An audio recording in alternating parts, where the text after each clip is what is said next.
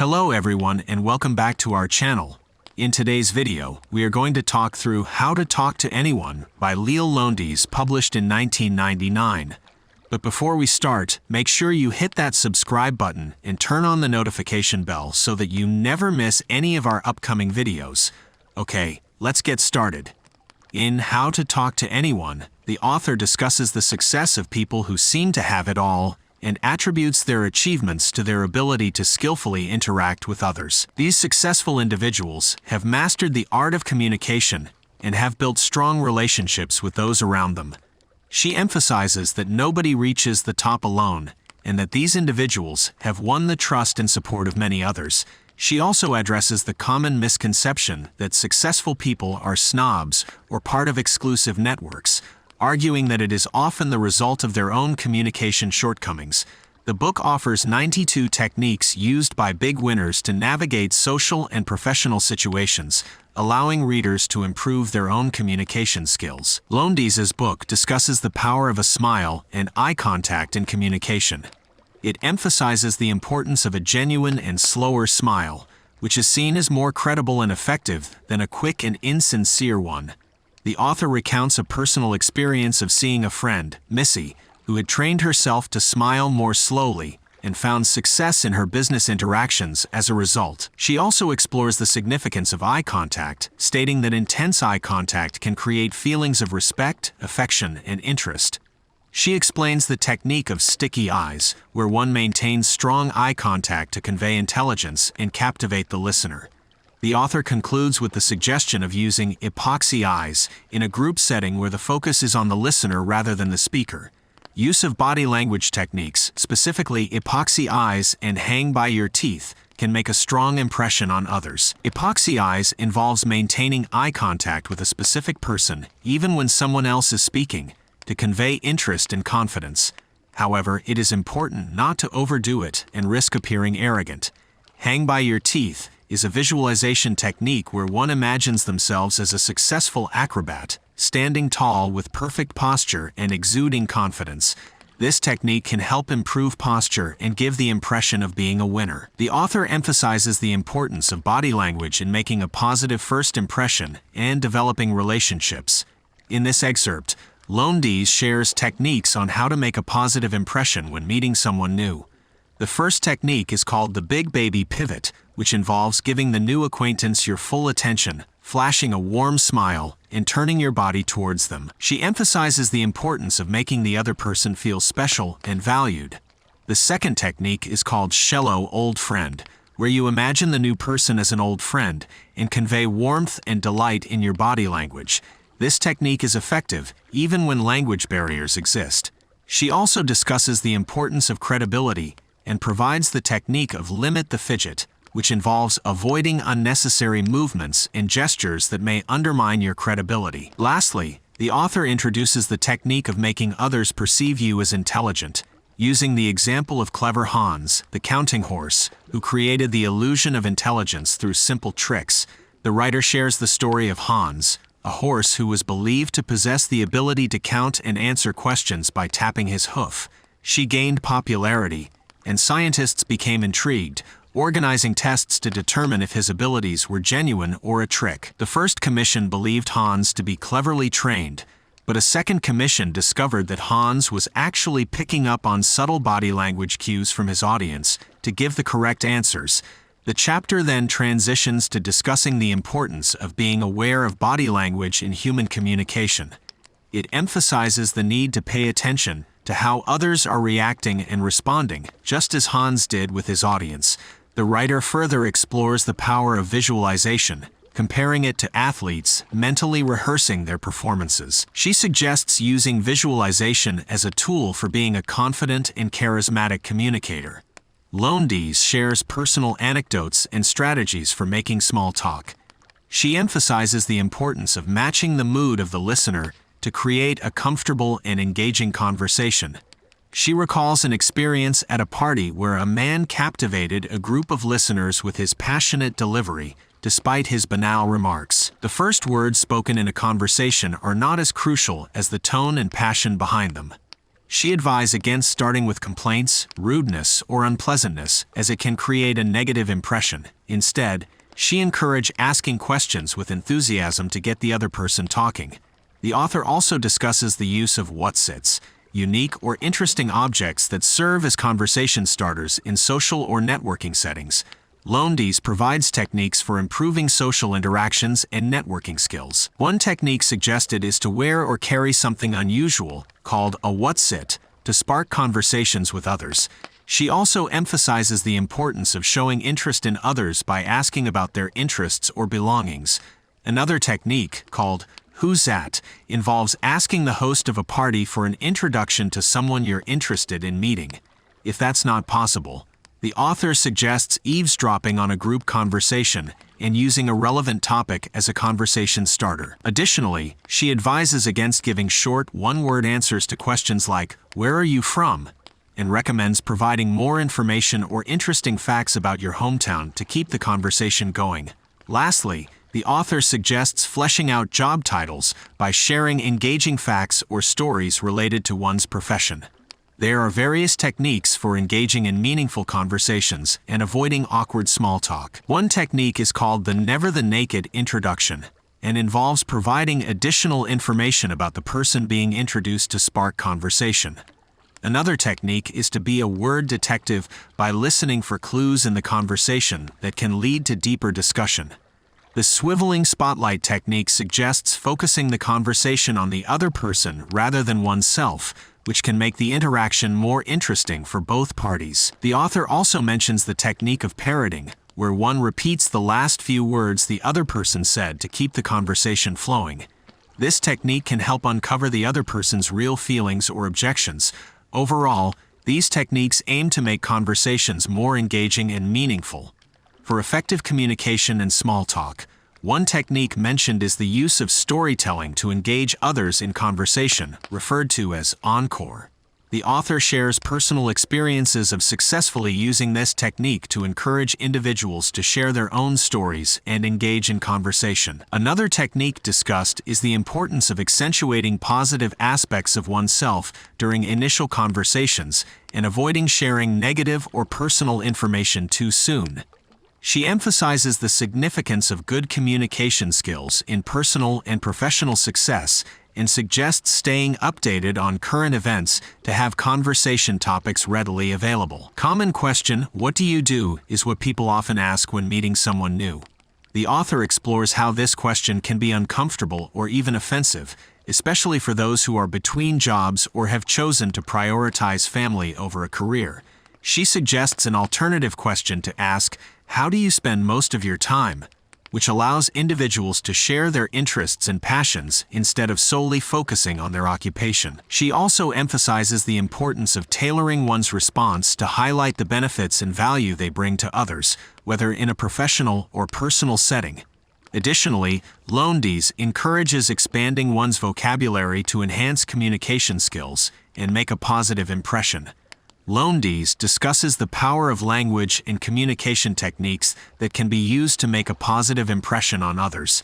She emphasized the importance of using different words and phrases to express compliments and make conversations more engaging. She also introduces the idea of delaying the revelation of shared interests in order to create a stronger impact.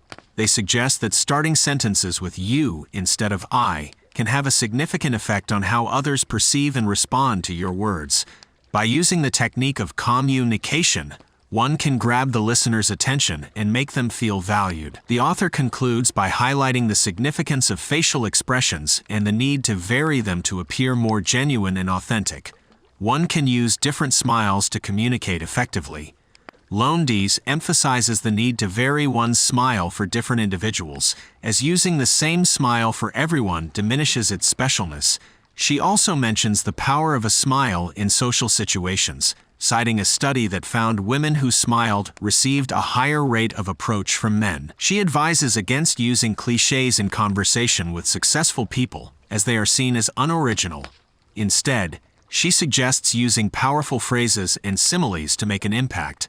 Lowndes also encourages the use of humor and suggests learning from professional speakers to improve communication skills. Finally, it emphasizes the importance of using real words and avoiding euphemisms in communication. Using straightforward language and avoiding euphemisms is also important. Big players or successful individuals use precise and direct words rather than sugarcoating or using vague language. The book gives examples of how little cats or less successful individuals tend to resort to teasing and making jokes at others' expense, while big players refrain from such behavior. It also highlights the significance of delivering bad news with empathy and sensitivity, considering the receiver's emotions. The writer advises against pestering celebrities and suggests treating them with respect and allowing them privacy. Finally, she recommends expressing gratitude with specific reasons rather than a simple thank you, as it shows sincere appreciation. Lowndes also discusses the importance of having knowledgeable curiosity and being able to talk with people who have different interests or professions. She suggests that by participating in activities outside of our comfort zones and learning a bit about various subjects, we can be more confident and engaged in conversations. The author shares personal experiences of feeling like an outsider because of a lack of knowledge about certain topics, such as cars or scuba diving. She emphasized the importance of asking the right questions and showing an interest in others' fields to foster meaningful conversations. She also highlights the value of learning some insider, opening questions specific to different industries or hobbies to establish common ground and build rapport with others. Lowndes explains the importance of asking good opening questions and bearing others' hot buttons in order to engage in meaningful conversation. She gives examples of specific questions to ask based on different professions, such as asking doctors about their specialties and their relationship with hospitals. She also highlights the value of reading different sections of the newspaper and industry-specific trade journals to familiarize oneself with various topics of conversation. Additionally, Lowndes discusses the significance of understanding international customs and how cultural differences can impact interactions with others, and the potential consequences of cultural misunderstandings. She also highlights the value of being an insider in various industries and how it can lead to better prices and deals. She emphasizes the significance of knowing insider jargon and techniques in different fields to avoid being taken advantage of. Additionally, the book explores the concept of creating a sense of similarity with others by observing and mirroring their movements, as well as aligning with their values and beliefs. The author suggests that by doing so, one can establish deeper rapport and connections with others. Echoing involves using the same words and language as the other person to make them feel understood and connected.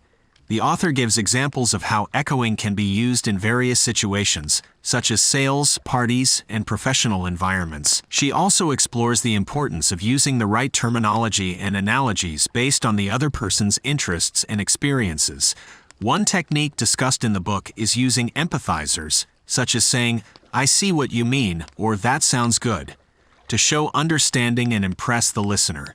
Another technique is identifying the person's primary sense, visual, auditory, or kinesthetic, and using appropriate language to match it. The writer also suggests using the word "we" prematurely in conversation to create a sense of intimacy and connection. Additionally, she emphasizes the power of shared experiences and inside jokes to strengthen relationships. Lowndes discusses the power of praise and the different ways in which it can be given effectively. She notes that while praise is commonly used to manipulate others, insincere or unskilled praise can backfire and damage relationships. She suggests that skilled praise, when done well, can have a positive impact on relationships, sales, and personal connections. She emphasizes the importance of factors such as sincerity, timing, motivation, wording, self-image, and professional position in giving effective praise. The book introduces techniques for giving praise indirectly, such as through the grapevine or by becoming a carrier of compliments. It also highlights the significance of implied magnificence and accidental adulation in indirectly praising others. Lastly, killer compliment, a personal and specific quality that can leave a lasting impression on someone. Killer compliment, a specific and unique compliment given to someone in private, which can have a positive impact on their self-esteem and create friendly feelings towards the giver. The author emphasizes the importance of delivering sincere and credible compliments and advises against overusing them. She also introduces the concept of little strokes, which are quick and casual compliments that can be used with colleagues or loved ones to show appreciation. Receiving compliments can be challenging for some people, and suggests the technique of boomeranging, where the recipient acknowledges the compliment and compliments the giver in return. While tombstone game, a technique for praising someone close to you by asking them what they would like to be remembered for after they die, what they would want engraved on their tombstone, and then using this information to give them compliments that align with their self-image. The author also emphasizes the importance of adapting one's manner to fit the medium, as phone conversations lack the visual cues that are present in face-to-face interactions. Other techniques include using the caller's name more frequently, employing verbal gestures to convey emotions, and putting a smile in one's voice after learning who is calling. The author concludes by recounting a personal experience where phone receptionists were trained to provide a friendly and accommodating response to all callers, regardless of their importance. She learned to improve her communication skills to get better results. She first learned the importance of answering the phone in a warm and enthusiastic manner, which made the caller feel good and made it easier for her to deal with them later. She also learned the power of being friendly and polite when dealing with difficult situations, such as reminding her dentist about an overdue appointment or handling complaints from customers. The author also emphasizes the importance of acknowledging the influence of spouses and secretaries in business decisions, and advises on the importance of proper timing when making phone calls. Additionally, she suggests leaving a friendly and up-to-date message on the answering machine to give a good impression to callers. The author also discusses the importance of having a concise and professional outgoing voicemail message. She shares examples of voicemails that are too long, self-centered, or unprofessional. She emphasizes the need for a constantly changing message that is short, friendly, and avoids boasting or excessive embellishment. She also provides tips for leaving effective voicemail messages, such as using cliffhangers to entice callers to call back and acknowledging background noises to show empathy. Additionally, Lowndes suggests recording and analyzing important phone conversations to gain insight and improve communication skills. She suggests using a recording device during important conversations to capture and listen to them again, allowing for the identification of significant subtleties that might have been missed.